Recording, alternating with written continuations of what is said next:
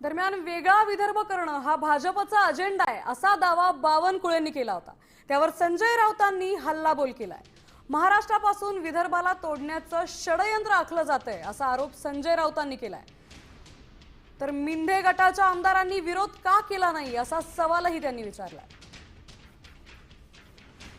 वेगळा विदर्भाचा मुद्दा काँग्रेस पार्टी काढताय, पण हा मुद्दा भाजपाचा आहे, हा मुद्दा आमच्या अजेंड्याचा आहे। या मुद्द्यावर आम्ही काम करतो आहे।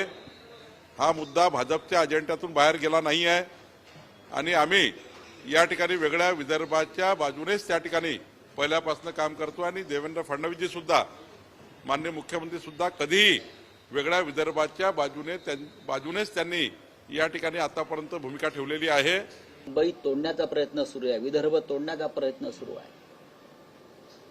या राज्याचे प्रमुख मंत्री, महसूल मंत्री चंद्रशेखर बावनकुळे, जे कॅबिनेटचे महत्वाचे सदस्य आहेत, ते सांगतात विदर्भ वेगळा करण्याचे आमचं काम सुरू आहे, हा आमचा अजेंडा आहे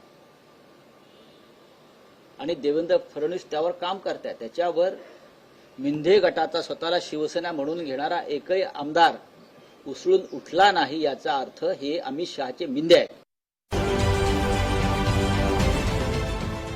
देश विदेशातील प्रत्येक घडामोडींचे लाईव्ह अपडेट मिळवण्यासाठी आता साम टीव्हीच्या सर्व सोशल मीडिया प्लॅटफॉर्मला लाईक, फॉलो आणि सबस्क्राईब करा।